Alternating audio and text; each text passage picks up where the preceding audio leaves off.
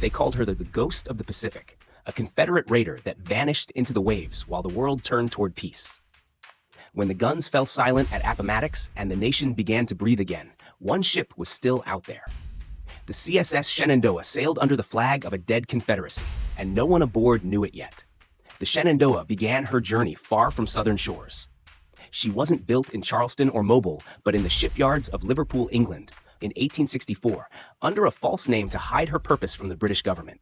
Sleek, fast, and armed with 8 cannon, she was meant to wage war where the Union least expected it, across the open seas. Her captain, James Waddell, was a man of quiet conviction. He had once served under the U.S. Navy, but now carried the burden of a lost cause. To him, the ocean was a final frontier where the South might still strike a blow. Her orders were simple: hunt and destroy Union merchant and whaling ships.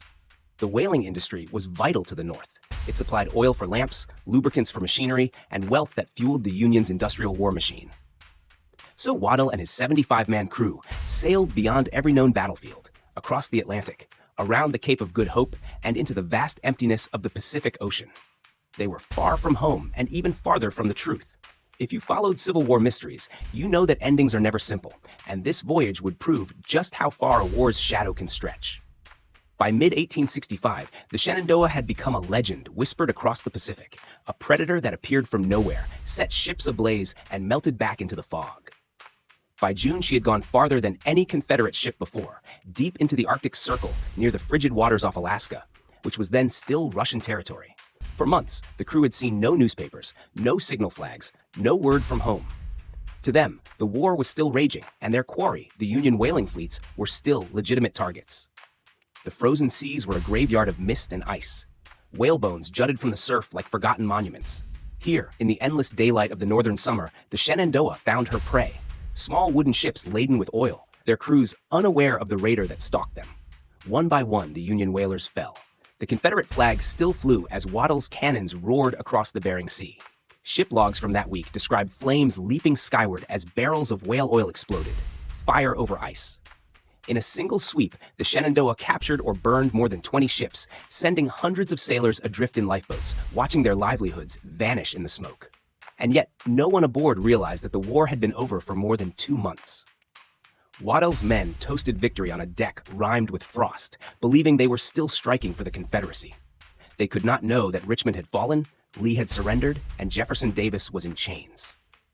History often hides its strangest truths in distance, and if stories like this fascinate you, there are more forgotten corners waiting in this series, each one a glimpse into the war's untold echoes. The last shots of the Civil War had already been fired, not in anger, but in ignorance, and soon the men of the Shenandoah would discover what that truly meant. Days turned to weeks. The Shenandoah sailed south again, her decks littered with charred rigging and the smell of burnt oil still clinging to her planks. It was July 1865. Somewhere between the Arctic fog and the open Pacific, a captured American whaling crew told Captain Waddell something that made the ship fall silent. The war was over. Lee had surrendered at Appomattox.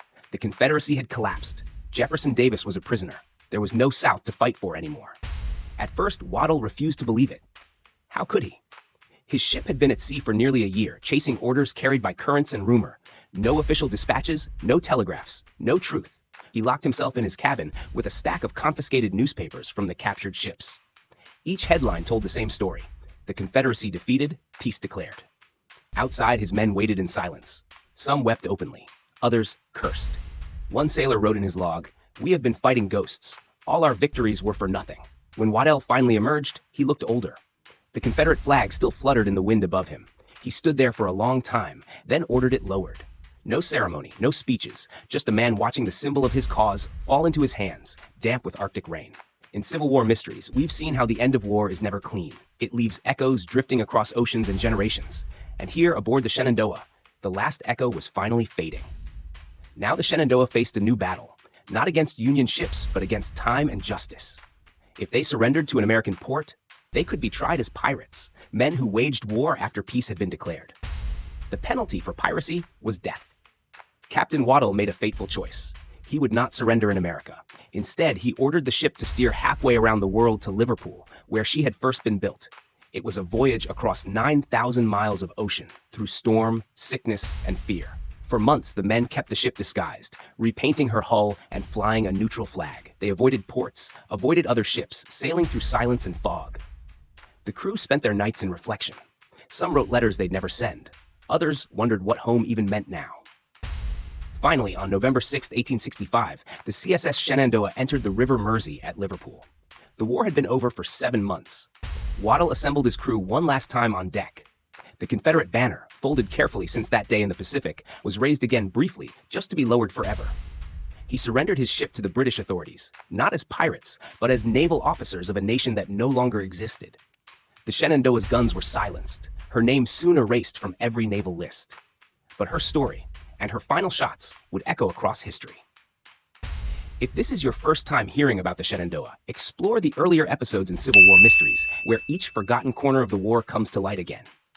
Every week, we uncover another untold chapter, one that reminds us how far the Civil War's reach truly went.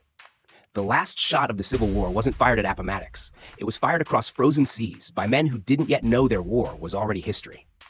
And maybe that's how wars really end, not with surrender, but with realization. History often closes its chapters with silence, not applause. The story of the Shenandoah drifted into obscurity, forgotten even by many who had lived through the war. Yet, for the men aboard her, the realization lingered for the rest of their lives. They had fought on after peace, fired their cannons into history's void, and returned to a world that no longer recognized the cause they had served. Captain James Waddell lived out his years quietly in Maryland, far from the seas that once carried his ghost ship. He never commanded again. Some of his crew went home in secret, others vanished across the ports of the Atlantic. None were tried, none were honored. They had simply faded into the gray space between defeat and forgiveness. The Shenandoah herself was sold and renamed. Her decks were scrubbed, her flag replaced, and her past erased. But some stories cannot be washed away. Somewhere in the rolling cold of the northern seas, a trace of her still seems to echo, a memory of a war that refused to end. The last shot of the Civil War was not fired by vengeance or glory. It was fired by men cut off from truth, bound by loyalty, and lost in the wide silence of the Pacific. Their story reminds us that war does not stop with treaties or signatures. It stops when people finally understand that it is over. If this story moved you, stay with us as we continue uncovering the untold corners of America's bloodiest conflict. Each week, Civil War Mysteries brings to light another hidden tale, another forgotten face, another unanswered question. Subscribe, share, and help keep these echoes of history alive, because somewhere out there, beneath the waves or beneath the dust, the past is still waiting to be heard.